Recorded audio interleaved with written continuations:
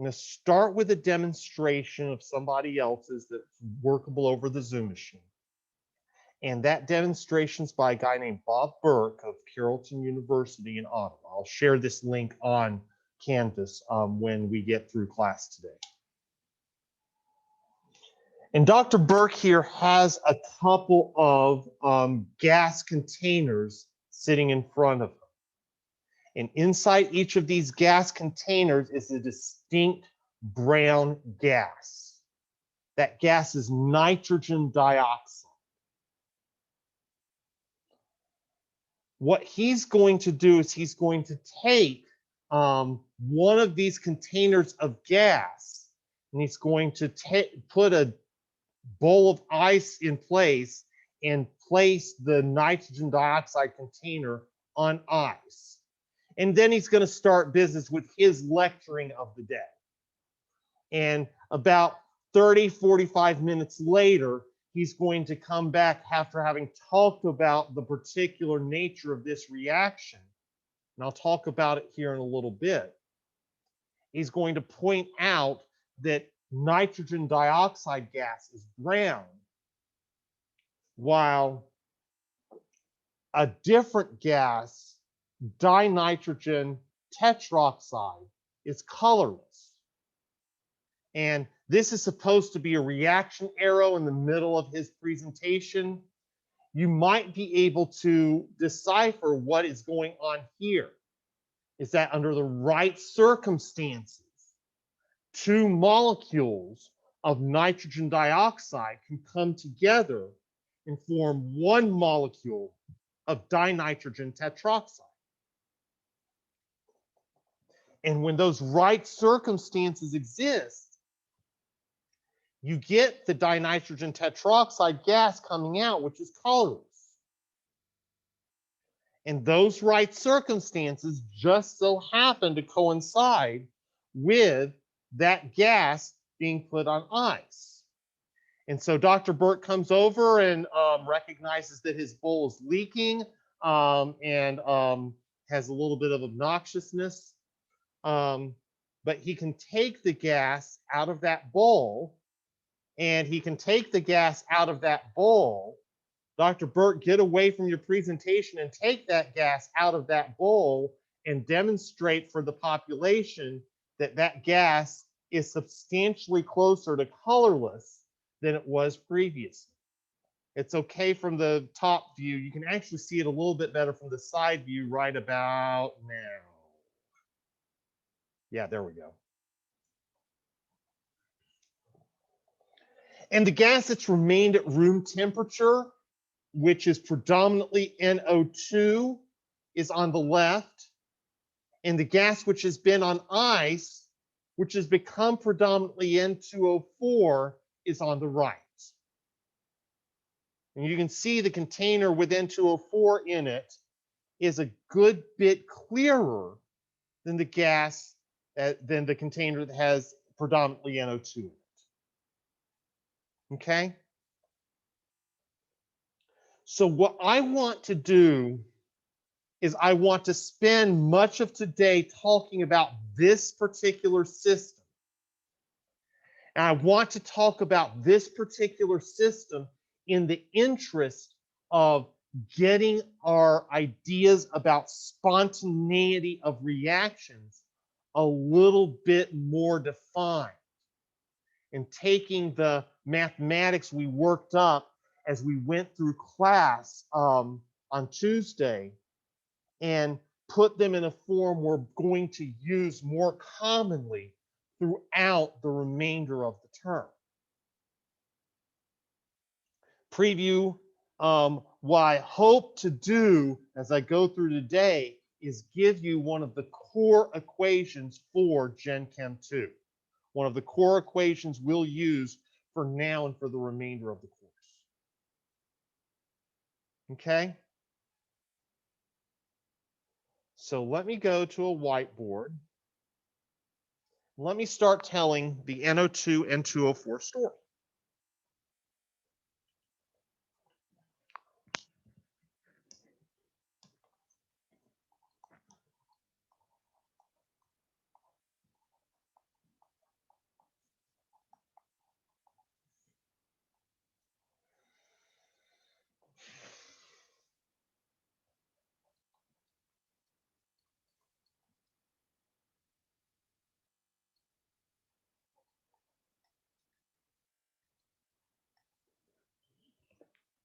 First, real quick, how do I balance the reaction?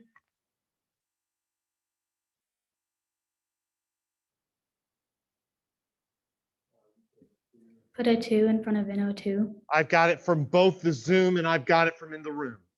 Exactly. There's going to be 2 coming in front of the NO2 here. Pretty obvious, right?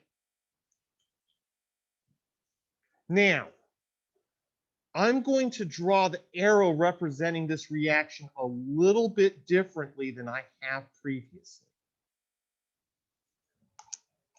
How many of y'all have seen a arrow like this represented on a reaction at some point in your previous study of chemistry? What does that arrow represent? Absolutely, yes. This double fishhook arrow represents that the reaction can go both ways.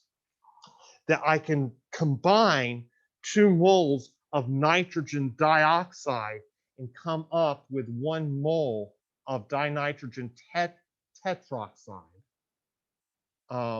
Or I can have 1 mole of dinitrogen tetroxide go back and form 2 moles of nitrogen dioxide.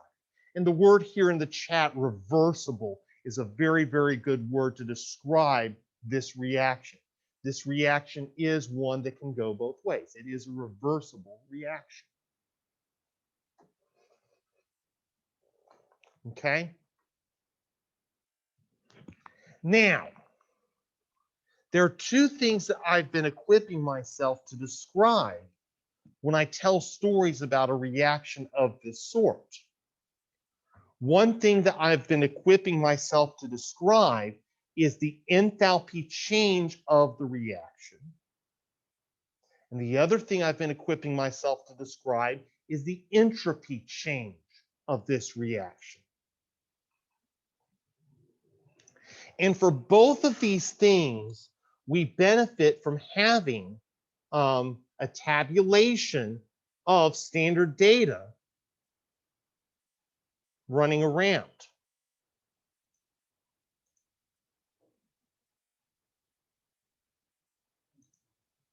I just happen to have this tabulation set on nitrogen right now. I've got 2 rows in the tabulation that I'm concerned about. Here's the row for NO2, and here's the row for N2O4. Remember that the left row represents standard enthalpy of formation, and the right column represents standard entropy. I haven't talked about the middle column yet. I'll do that before I get done with today. Okay, let's talk about a standard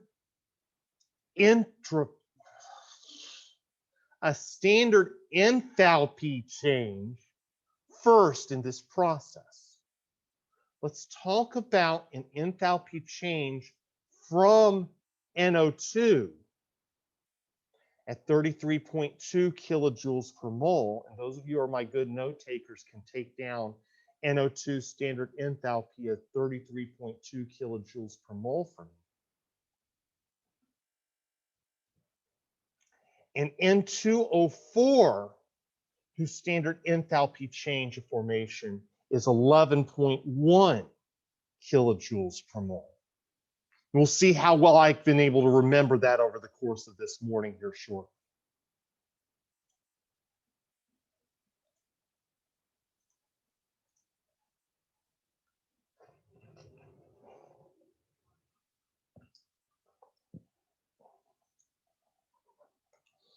The standard enthalpy change of reaction for this particular story, and even though the reaction is reversible, because I've got N2O4 on the right, I'm still going to consider N2O4 my products. Because I've got NO2 on the left, I'm still going to consider that my reactants. And every time I do one of these enthalpy change stories like this, using Hess's law, the enthalpy change is going to be represented by what minus what?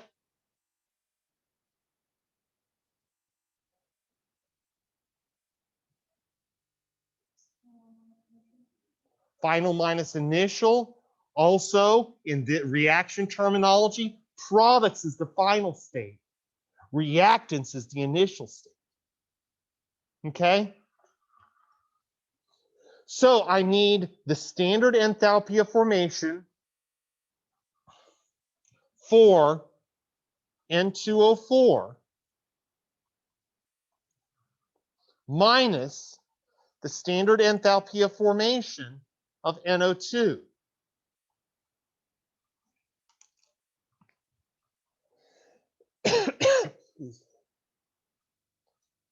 Something's missing here.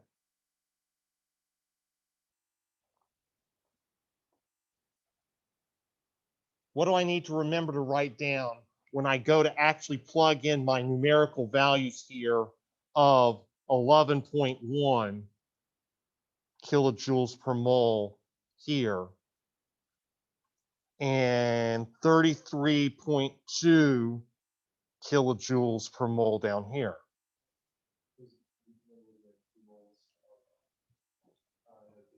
I absolutely have to remember that I have 2 moles of NO2. And so I've got to keep that stoichiometric coefficient in what I'm actually doing the computation for in this particular process. 2 times 33.2 kilojoules per mole. Let me do a quick number crunch here. See if I remembered all my values right, because I remember what I'm supposed to be getting out of here. I remembered all my values right. This enthalpy change of reaction is negative 55.3 kilojoules per mole.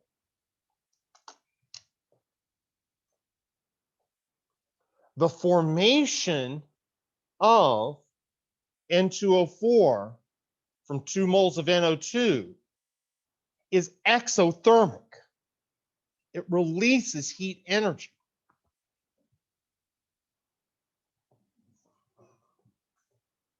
And this gets me to one of my stories of spontaneity that I'm describing. I'll describe a repeated number of times as we go through these next couple of phases of the course. Is that when we saw that demonstration, and when that container of gas was taken out of the ice bath,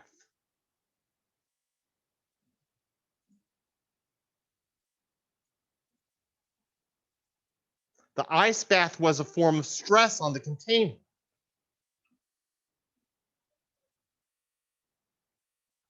There is definitely heat that is being removed from the gas by putting that gas into an ice bath, because that heat is actually being transferred from the warm gas into the cold ice bath,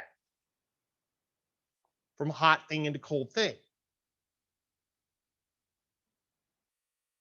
Okay?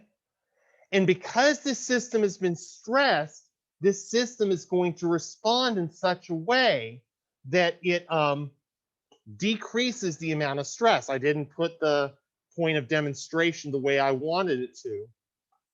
He's going to take this thing out of the gas, and he's going to find that he's actually generated the colorless gas.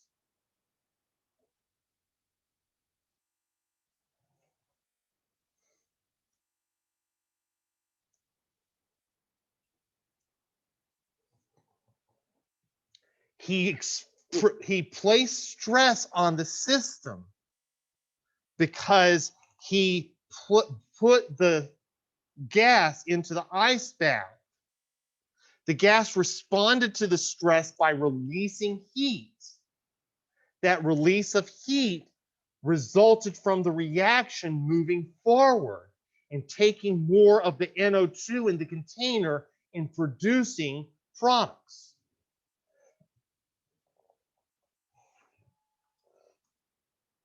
In the circumstance he put the gas into, And even at room temperature,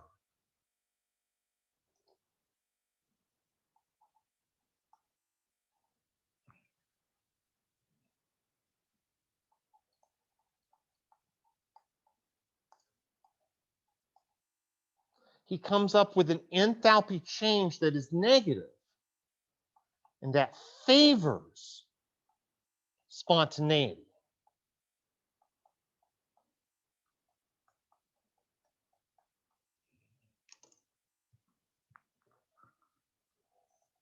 Now, remember something very important here about spontaneity.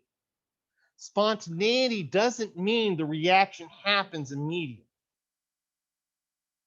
And as you can tell from him taking the gas out of the ice bath, he didn't make the reaction happen in totality. He didn't make all of the gas colorless. There's still a little bit of brown gas running around in there.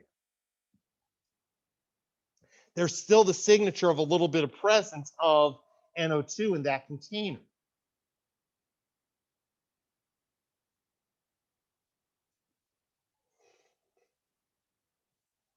But that implies that I should be forming NO2 or N2O4. I should be forming a colorless gas. And negative 55.3 is a pretty impressively negative enthalpy. It's not explosive or anything, but it's genuinely exothermic. And yet both of the containers had at least some NO2 in them. And the one container at room temperature had a great deal of NO2 in it. And the question I've got to ask is, why in the world would the container have NO2 in it if this delta H favors spontaneity? When we told our stories on Tuesday, we said that there were two different conditions that favored spontaneity. One of those conditions was a negative delta H. The other of those conditions was what?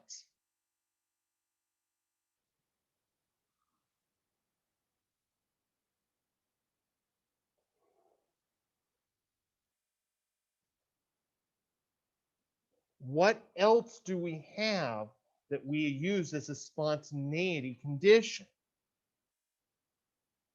Not enthalpy change, but entropy change, absolutely.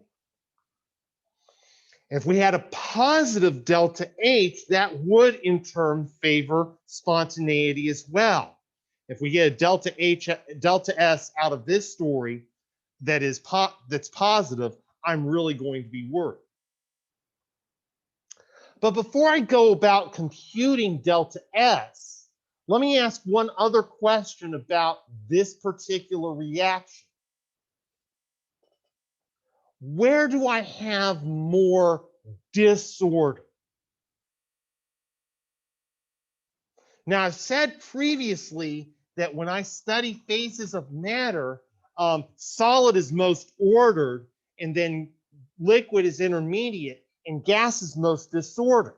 So solid should have low entropy, liquid should have moderate entropy, gas should have high entropy. But in this case, I've got two gases on each side of the reaction arrow. I have a fairly high entropy situation no matter what side of the arrow I'm on. So if I've got gases on both sides of the arrow, how do I know which side has the higher entropy? How do I know which side is the more disordered of the lines?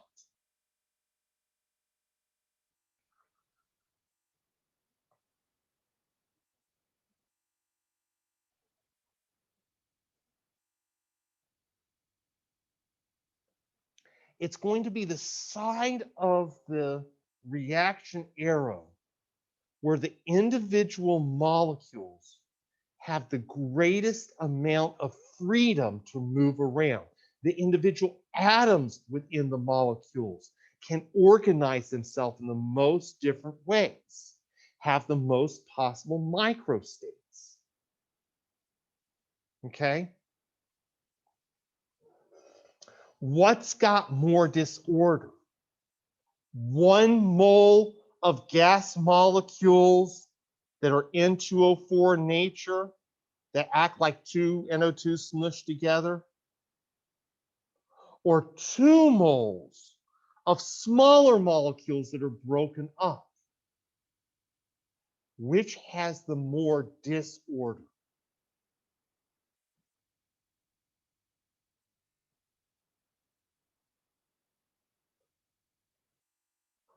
Poll people in the room. Who says the molecules smushed together into one have more disorder? Who says the molecules broken apart and spread out have more disorder? The instinct in the room is good instinct, okay? The left side of this reaction arrow is more disorder, okay? Because there are more moles of gas molecules on that side of the equation. And for that reason, the delta S of this reaction should be negative. The right side, the product side of the reaction should have more order than the left side, which means entropy will decrease going from products to react. Which means entropy should decrease going from reactants to products. Okay? My worst habit in lecturing is swapping around words. I do it all the blasted time. Mathematics saves me. God bless mathematics forever. Let's do a Hess's law story to get standard enthalpy of this reaction from the standard entropy of this reaction from the entropies of N2O4 and NO2. Remembering again my stoichiometric coefficient.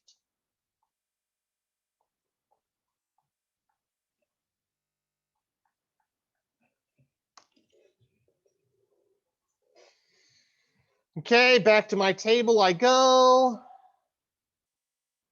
I don't have the table up. I have the professor up. Here's my table.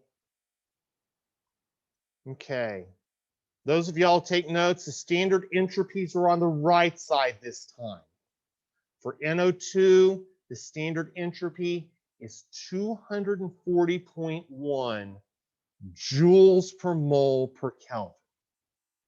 Note the change in units. That change in units is going to matter a bit later.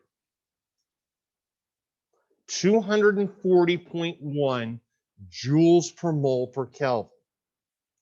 And for N2O4, that standard entropy is 304.4 joules per mole per Kelvin.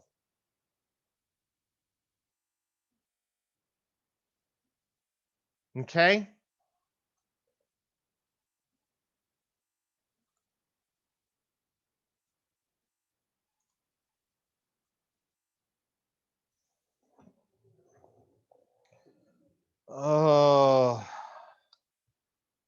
My memory is goldfish-like this morning. What did I say the entropy was for N2O4? 304.4 joules per mole per Kelvin. And I'm going to subtract that from 2 times 240.1. Go me. Joules per mole per Kelvin. My entropy change for this reaction is 304.4 minus twice 240.1.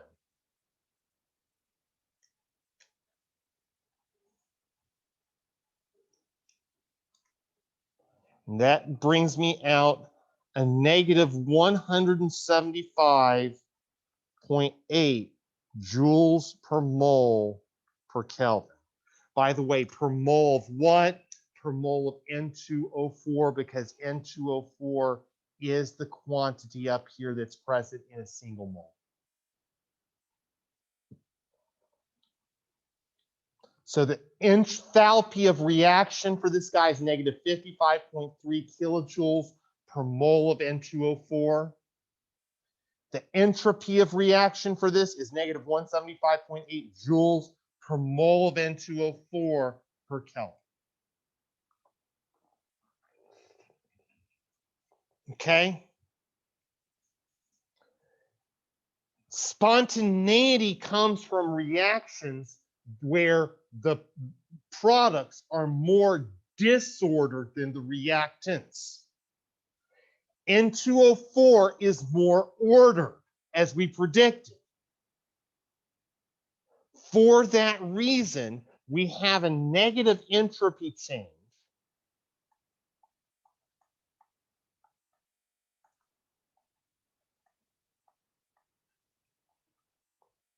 And that negative entropy change, like we said on Tuesday, is going to be something that disfavors spontaneity.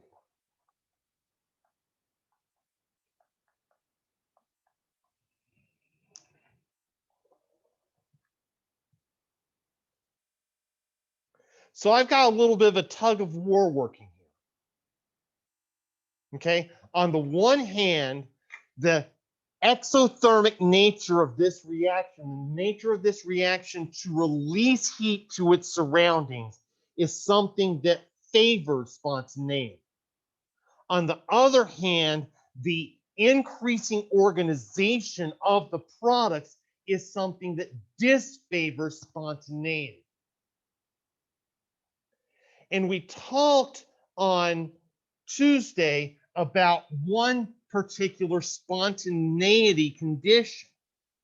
And that spontaneity condition came from the second law of thermodynamics.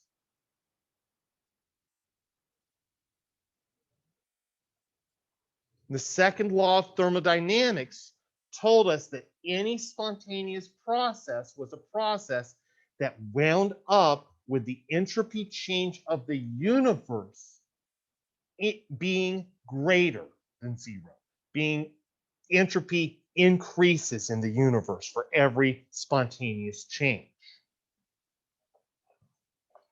How do I know if the entropy in the universe is increasing?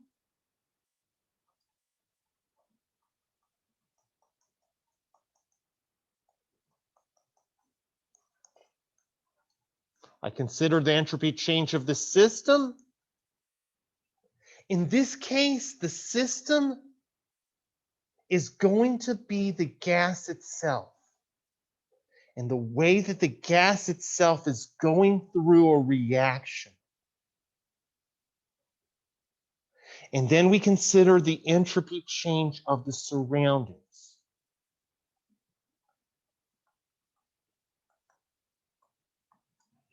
In this case, the surroundings is going to be the bottle surrounding the gas and the ice surrounding the bottle and everything else progressively decreasing in importance as we go further and further out from the gas itself.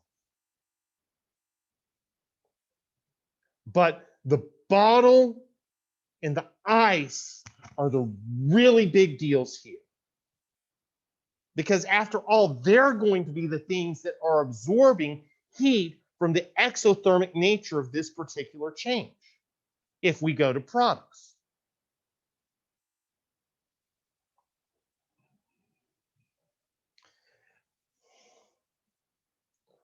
Now, we did examples as we came through Tuesday's section of what it's like to compute delta S of the system, and what it's like to compute delta S of the surroundings, and what it's like to compute delta S of the universe. Okay? Submitted, and I expect you'll agree, It's a lot of delta S's to keep straight. It's probably going to be easy at some point or another to get delta S of the system and delta S of the surroundings confused. Okay? You should practice doing it a couple times, and there are homework set up for you to practice doing it a couple times. But long term, this isn't the way I want to think. I'd like to number one, I'd like to focus in on the system itself and talk about the changes in the system that are happening that get me my enthalpy and entropy changes. Number two, I'd like to have something that can replace the computation of delta S of the universe. To get there, I'm going to do a derivation. How many of y'all have heard at one point or another of deriving an equation? Okay. If you've put up with me at some point or another in a class, you've probably put up with the concept of deriving an equation. But what I want to do is reorganize this particular statement into a mathematically equivalent statement based on some principles and make that mathematically equivalent statement something that's going to help me for the long haul. How am I going to do this type of rearrangement to come up with this derivation? Okay. Well, first, let me remind us of something that we did on Tuesday and that we demonstrated on Tuesday. And that's that this delta S of the surroundings results from heat being released to the surroundings. And that in turn results from the heat change within the system itself. Now, what do I have up here that represents heat change within the system? Right? That represents heat transfer from the system.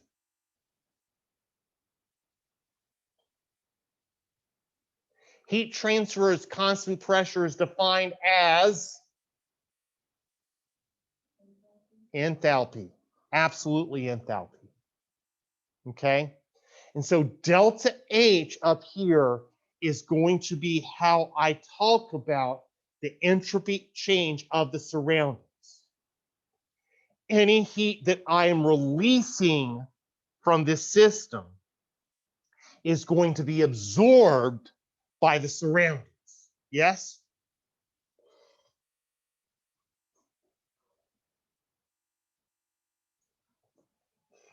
And so that's my first substitution.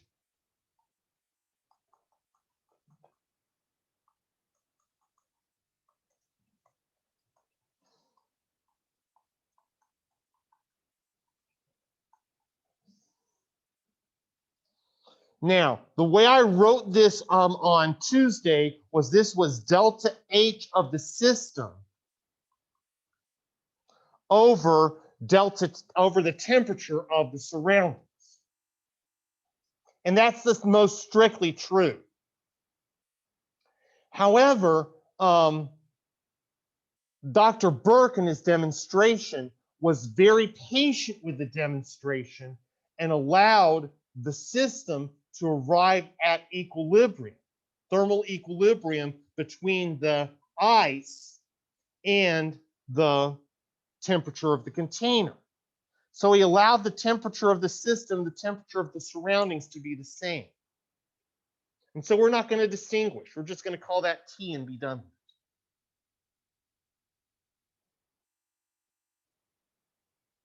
So that's way one where we're going to focus on the system and what's going on in the system in terms of changes.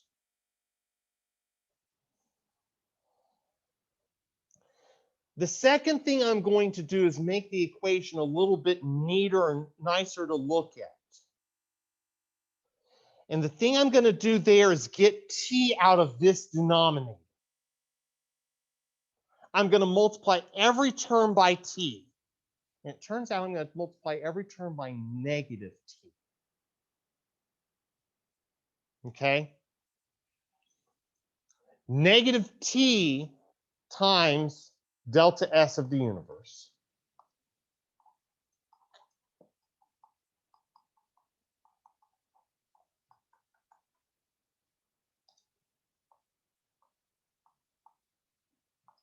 Equals negative t times delta S of the system.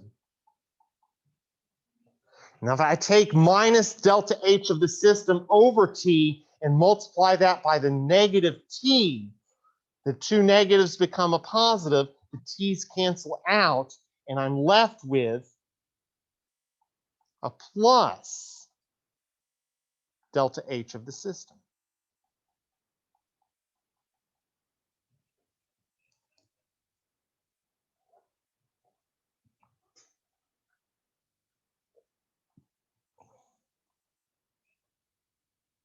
The third trick I'm going to do in this derivation, because the other thing I want to accomplish is getting rid of entropy changes of the universe, so I can just focus on one entropy change and be done with it. So the third thing I'm going to do is create a definition of a new quantity.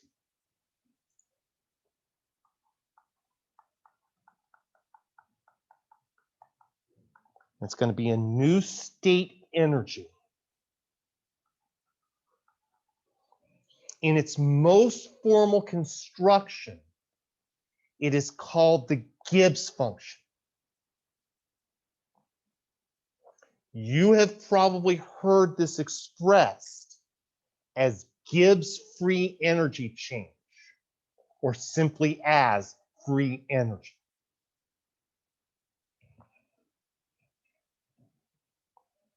And this Gibbs function is going to be equal to minus t times the delta S of the universe.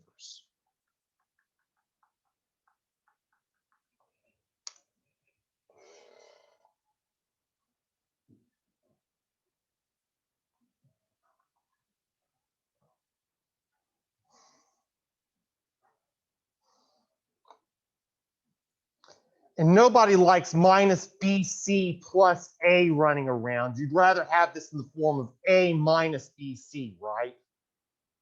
That'll look a little bit more rational. So I'm going to replace this with delta G, and I'm going to swap these two terms around. Okay?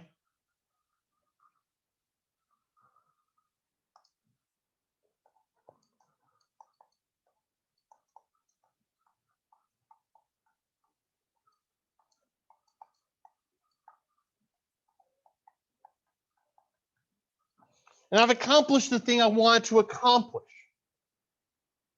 Okay? I'm down to one delta S that I care about. The entropy change of the system. The thing that I've just gone through the bunch of trouble to compute myself.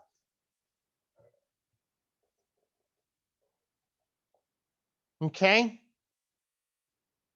I've replaced the delta S of the surroundings with the term that reflects delta H of the system, which is another thing that I've already gone and computed and taken trouble to do.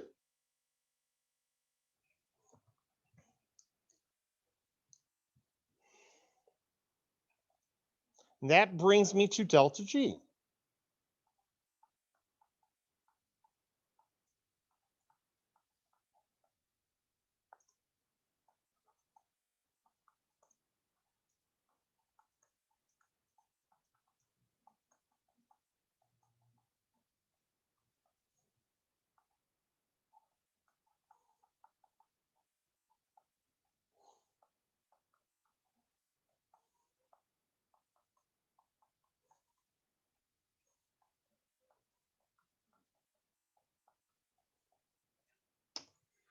And that Gibbs function is not merely going to be a state energy like delta H and delta S. It is also going to represent an overall spontaneity condition for my system. Remember that if delta H was negative, that favored spontaneity, and if delta S was positive, that favored spontaneity. I've gotten stuck a negative sign in front of delta S.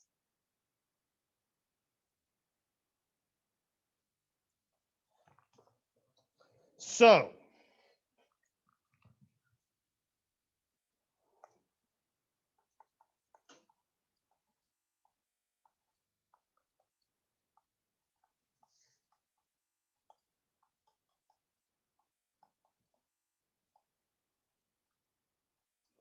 I'm not talking about this as favoring anymore when I talk about delta G. I'm talking about being. Okay? If delta G is less than 0, that's a lousy less than sign. If delta G is less than 0, the reaction is spontaneous. Period, the end. Okay? Overall spontaneity condition. Okay? One of the big things I've been looking for. And so this equation right here, remember I said earlier in the period that one of the things we were going to come up towards was going to be a big central equation for the whole of Gen Chem 2? Right there. Delta G equals delta H minus T delta S. You will hear that again and again and again. And we'll come back to it again and again and again as we talk about reactions and whether those reactions are spontaneous or not.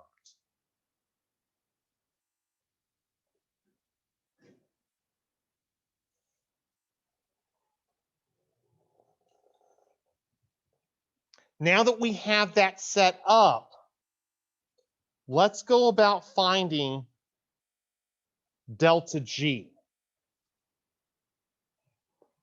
Okay? There are two ways I can find delta G for this reaction at 298 Kelvin. One way to find delta G for this reaction is to go right back to my tabulation of standard thermodynamic data.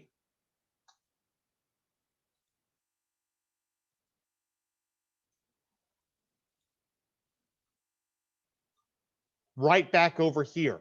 Delta G is the central column in this tabulation. Okay?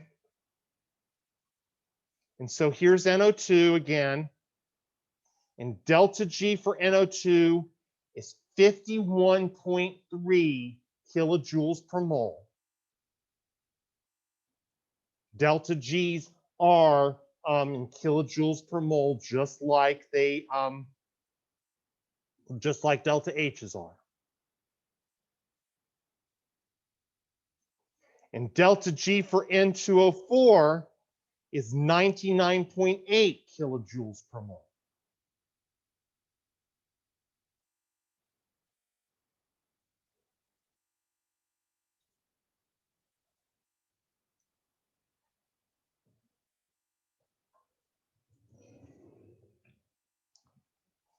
So we can find delta G standard at 298 Kelvin by Hess's law.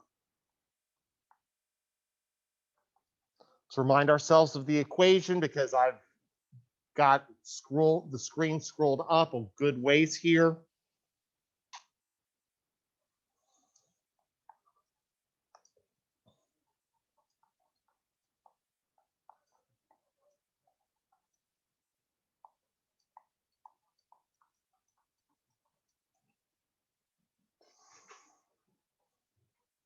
Okay.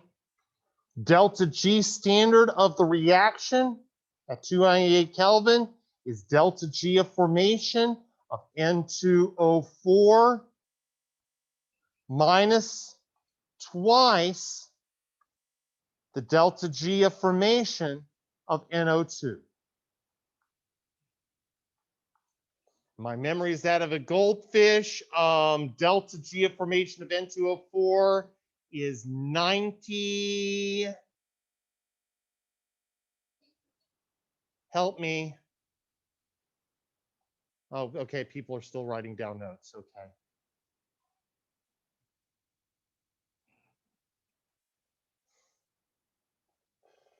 I just kind of went off to the races there. Sorry about that. Take a couple moments, take deep breaths, catch up. And then say delta G of formation for N2O4 is equal to what? 99.8. Sweet.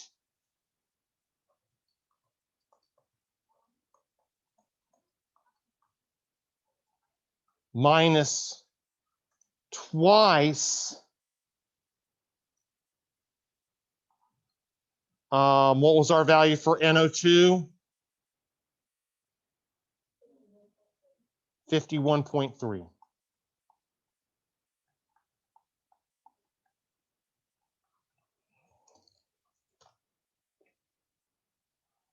$99.8 minus 2 times 51.3. That gets me a really tiny delta G as far as delta G's go. Negative 2.8 kilojoules per mole.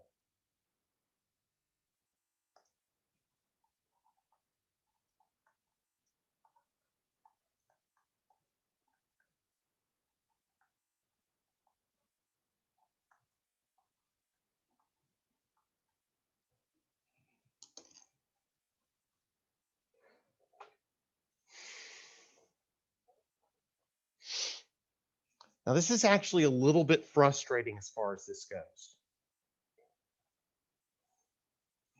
The formation of N2O4 is actually spontaneous at room temperature. Okay? I'll just leave that statement alone for the moment. I'll fill you in here in a little bit on why this is so frustrating to me. But this is a bit frustrating to me. Now, the other way I can go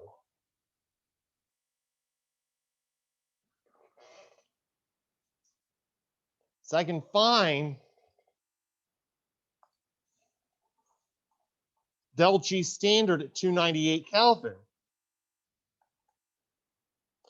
by del H standard and del S standard.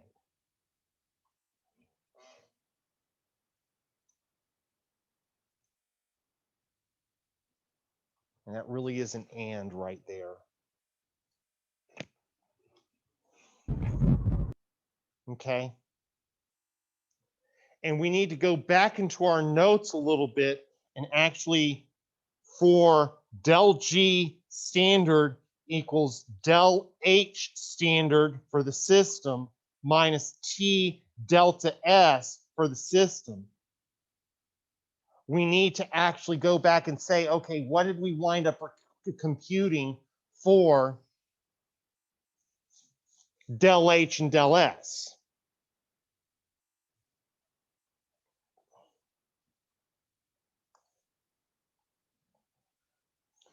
Correct me if I'm wrong from back in your notes. Del H was negative 55.3 kilojoules per mole, yes? Okay. And delta S was negative 175.8 joules per mole per Kelvin. I almost messed up. I almost started to just blindly write down kilojoules. I can't. I got it from a bunch of values in the standard tabulation that are in joules per mole per Kelvin.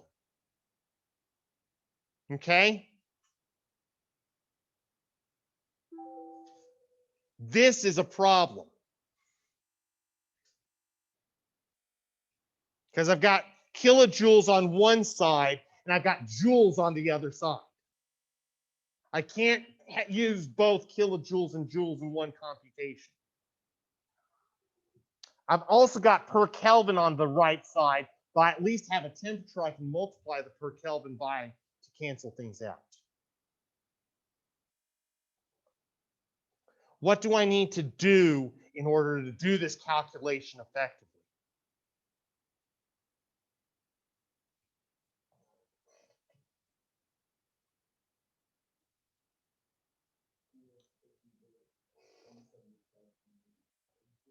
Let's do that. Okay, let's convert the negative 175.8 joules per mole per Kelvin into kilojoules per mole per Kelvin. And in order to do that, I do what? Don't multiply by 1,000. Thank you. Because joules to kilojoules should get me a smaller number. Okay. Oh, this stuff will make you practice conversion more than you want to. Because we've got to keep these units constant. Okay.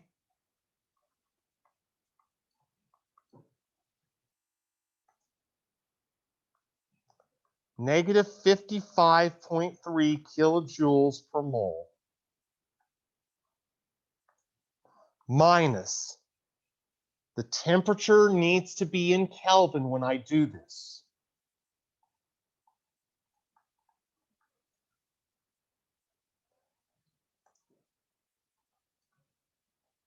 And divide by 1,000 will make this 0.1758 kilojoules per mole per Kelvin.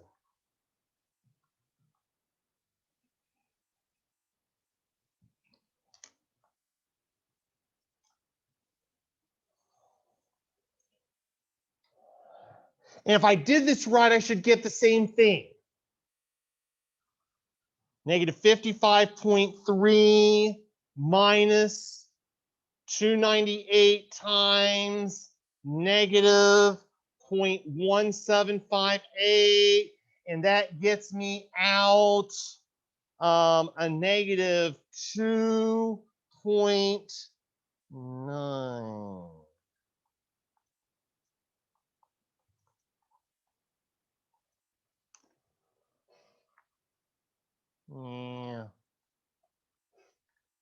Yeah, pretty much the same thing.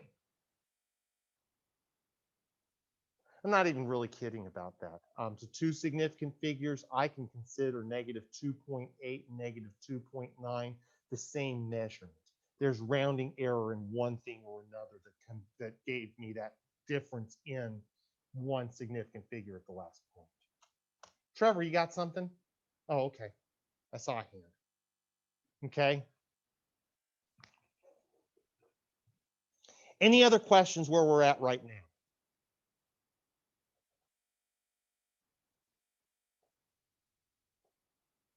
Okay. Let me tell two stories in addition to this coming out of this, okay?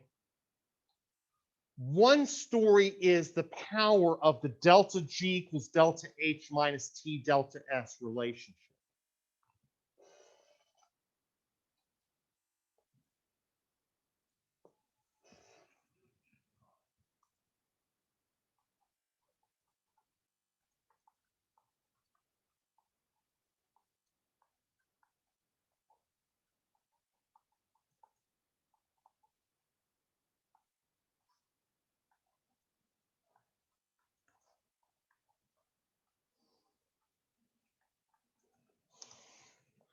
Note, this is an and again. I'm really sloppy making these. Note that delta H and delta S do not change much as temperature changes. Delta H really doesn't change a whole lot at all under darn near any circumstances. It remains pretty much the same regardless. Delta S can change a bit, but changes most radically when we change this stuff's phase. Well, I go from solid to liquid phase or liquid to gas phase, or vice versa. Everything I'm studying here is in the gas phase, so I can be fairly confident that delta S isn't going to change a whole lot. Okay? But the fact I've got a temperature in here means that delta G is going to change a lot with temperature.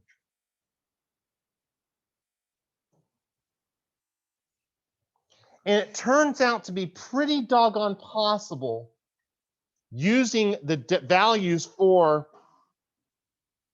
delta H and delta S I've got before to estimate delta G at 273 Kelvin.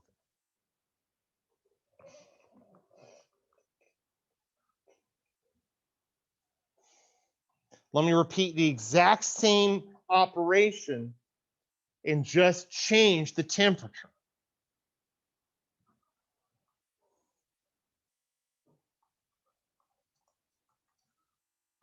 Negative 55.3 kilojoules per mole minus 273 Kelvin, freezing point of water, times negative 0.1758 kilojoules per mole per Kelvin.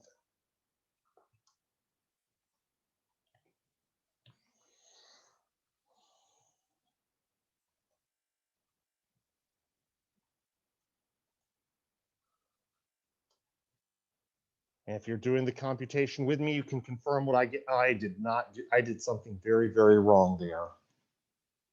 Negative 55.3 minus 273 times the negative of 0.1758. That's it.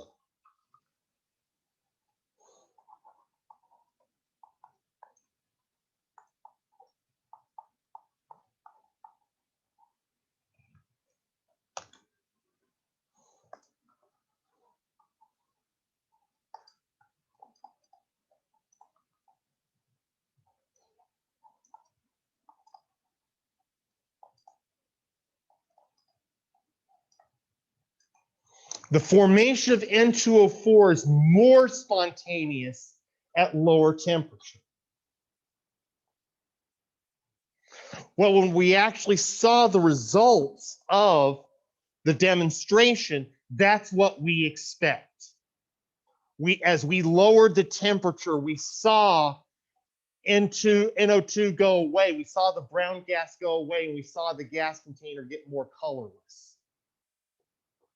That is in keeping with what we hope would happen.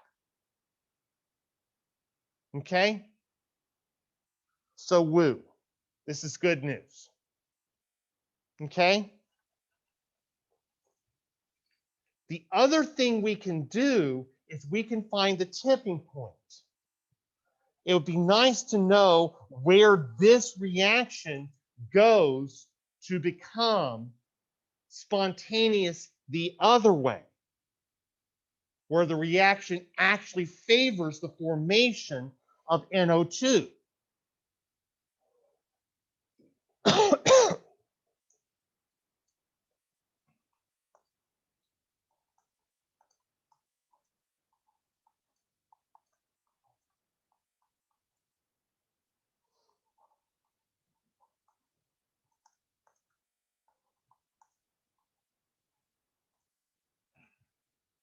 Not use that word.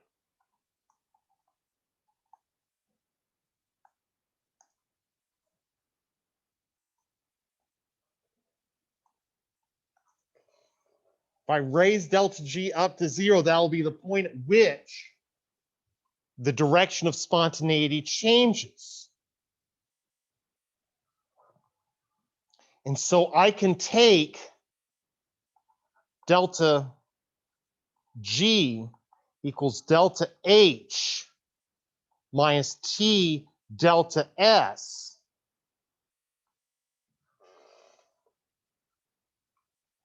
And I can solve this for a temperature. How do I go about taking this equation and getting temperature by itself?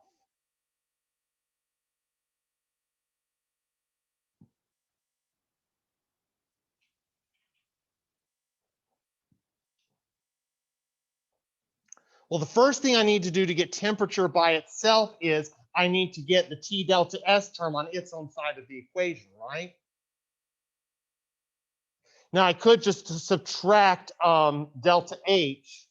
No, let's not do that. Let's get T delta S positive over here on the left and subtract delta G from the right. Okay, so this is the equivalent relationship.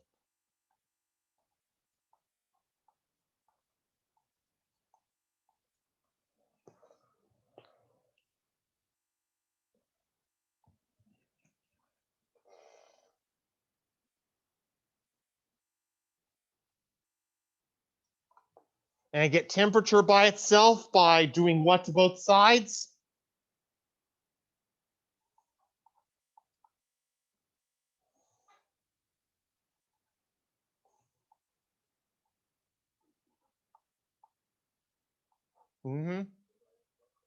Divide by delta S, sure.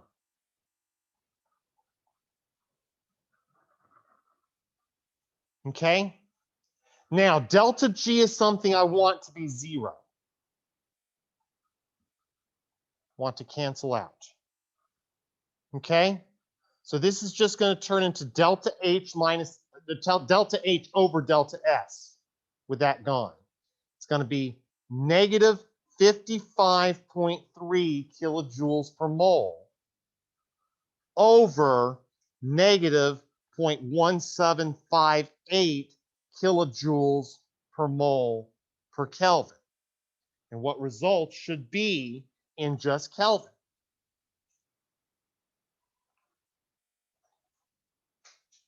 And that should give me a temperature of right at 314.6. That's pretty warm. Yeah. That's a temperature of 41.5 degrees Celsius.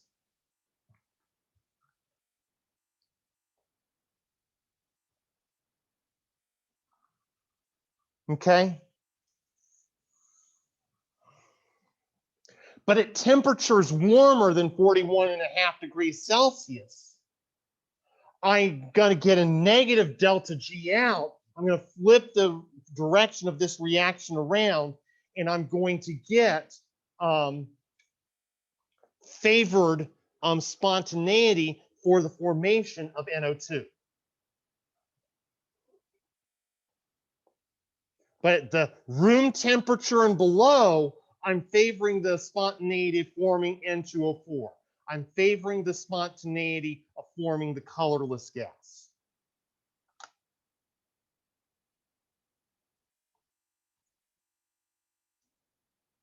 Okay? So once more with feeling, back to our demonstration.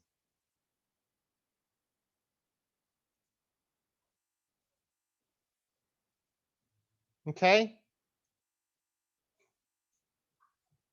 This was the gas that was under, on the left, the gas that was under ice. The gas on the right was under room temperature.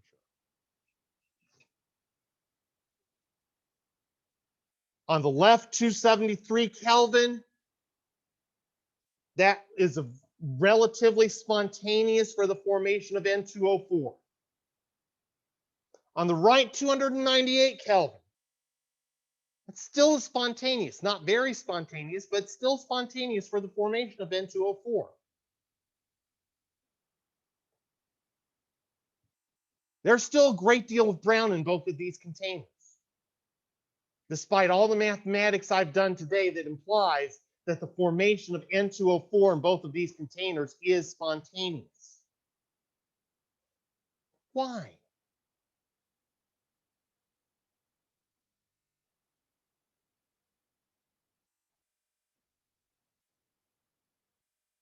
A spontaneous reaction is a reaction that ultimately is going to go forward without any input of extra energy. And so the formation of N2O4 is going forward in both of these containers.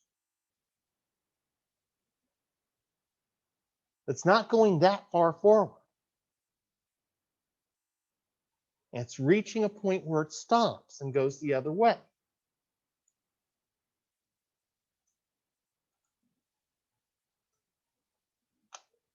All this while we've been talking about,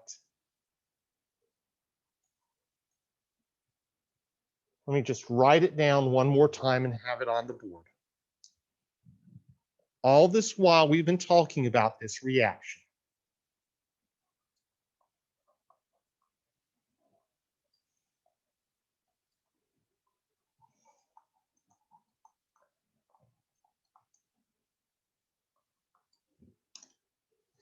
And I ask one more time, that double fish hook reaction arrow, what does that represent again?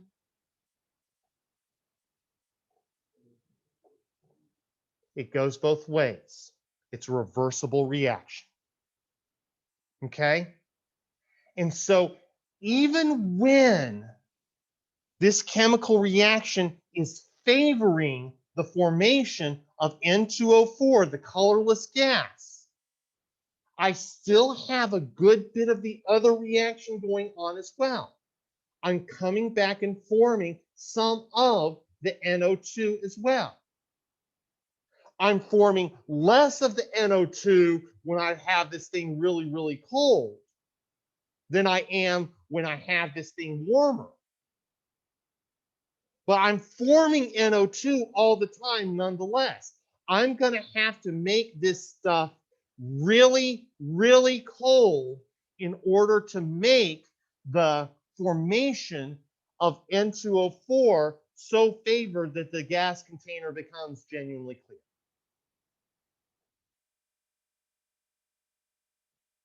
And on the flip side, if I have this container really, really warm, I can form a whole lot of N2O4, and I can make this container much more distinct brown than I had it up to this point.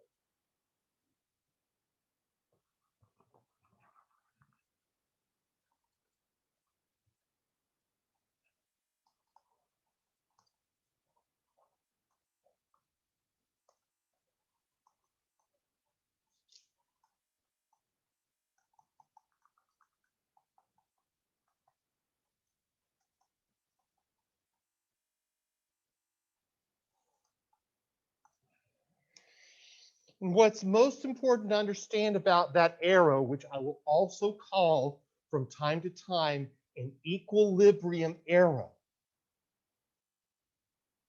is that this particular story is representative of an equilibrium reaction. It's representative of a reaction that is capable of going both ways and perpetually goes both ways. I'm going to try to come up with a demonstration for Tuesday using another simulator where I actually show in video form what one of these equilibrium reactions looks like and what's going on with the rates of reaction.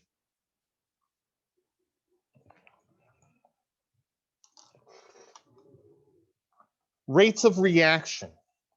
That's a term I'm going to come back to later, and that is something I'm going to need to use it at some point later on.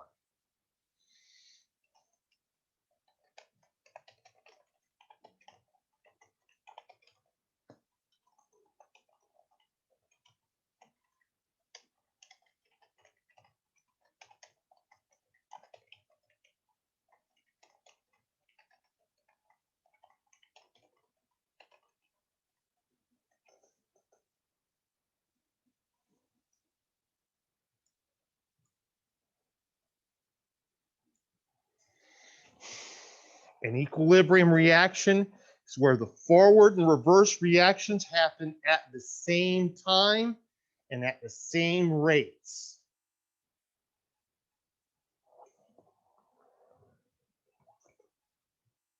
In this particular example, N2O4 formation is happening from the combination of two NO2 molecules at the same time as N2O4 is breaking itself up into two separate NO2 molecules. And both processes are happening at the same rates. Chemical equilibrium is a dynamic equilibrium. It's not an equilibrium where I get the molecules into their states and they just stand pat and we're all done with and we all go home and eat popcorn. The reactions keep going on. And the products and the reactants both keep forming in different places at the same time.